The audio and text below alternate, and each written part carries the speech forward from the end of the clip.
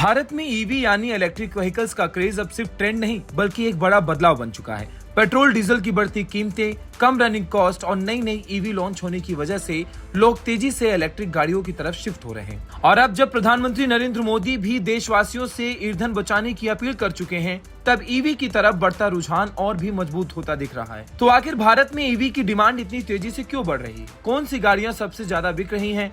और आने वाले समय में क्या पेट्रोल कारों की जगह ईवी ले लेगी? और चलिए आज मैं आपको इस वीडियो में आसान भाषा में समझाता हूँ। भारत में एक बड़ा ऑटोमोबाइल बदलाव चल रहा है और इस बदलाव का नाम है ईवी रेवोल्यूशन। कुछ साल पहले तक इलेक्ट्रिक कारें लोगों की महंगी, कम रेंज वाली और रिस्की लगती थी, लेकिन आज तस्वीर पूरी तरह बदल चुकी है।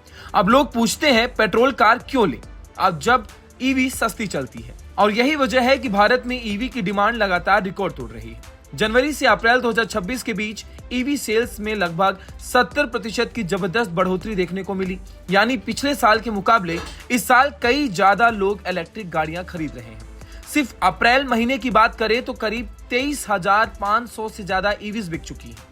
और सबसे बड़ी बात यह कि अब ईवी सिर्फ मेट्रो शहरों तक सीमित नहीं रही, टायर 2, टायर 3 शहरों में भी लोग तेजी से इलेक्ट्रिक गाड़ियां अपना रहे हैं। अब सवाल यह है कि आखिर लोग अचानक इतनी तेजी से ईवी की तरफ क्यों जा रहे हैं? सबसे पहली वजह पेट्रोल और डीजल की बढ़ती कीमतें। आज कई शहरों में पेट्रोल 100 रुपए प्रति लीटर के आसपास पहुंच चुका है। ऐसे में रोज ऑफिस आने वाले या ज्यादा ड्राइव करने वाले लोगों की महीने का फ्यूल खर्च बहुत बढ़ता जाता है। वहीं दूसरी तरफ ईवी को चार्ज करने का खर्च काफी कम पड़ता है। जहां पेट्रोल कार चलाने में महीने का 10 से 15 हजार रुपए खर्च हो सकता है, वहीं ईवी उसी दूरी के लिए कई बार सिर्फ 2 से 3 हजार रुपए में चल जाती है। यानी सीधा बड़ी बचत। दूसरी बड़ी वजह है कम मेंटेनेंस। ईवी में इंजन नहीं होता, ना इंजन या ऑयल बदलवाना, ना क्लच की टेंशन, ना गियरबॉक्स का खर्च। इस वजह से सर्विसिंग कॉस्ट भी काफी कम हो जाती है।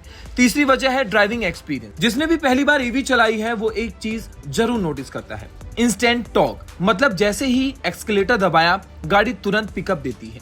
ना इंजन की आवाज, ना वाइब्रेशन। स्मूथ और साइलेंट ड्राइविंग एक्सपीरियंस लोगों को काफी पसंद आ रहा है। और अब अगर भारत के सबसे ज्यादा बिकने वाली ईवीज की बात करें तो सबसे आगे भी टाटा मोटर्स की गाड़ियां हैं।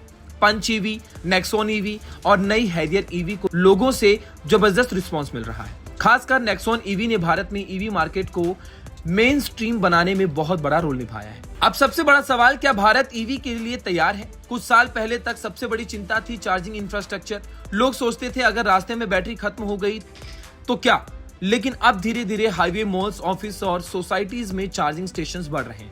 सरकार भी ईवी अडॉप्शन को बढ़ावा देने के लिए लगातार काम कर रही है। कई राज्यों में रोड टैक्स छूट, सब्सिडी और दूसरे फायदे दिए जा रहे हैं। और जब प्रधानमंत्री नरेंद्र मोदी खुद ईंधन बचाने की बात करते हैं तो ईवी को लेकर लोगों की सोच और तेजी से बदलती हुई नजर आती है। यानी आने वाला समय ईवी का हो सकता है। लेकिन एक सवाल अब भी बाकी है, क्या भारत पूरी तरह इलेक्ट्रिक फ्यूचर के लिए तैयार है? क्या लोग पेट्रोल और डीजल कारों को छोड़ने के लिए तैयार हैं? अपनी राय कमेंट सेक्शन में जरूर दीजिएगा।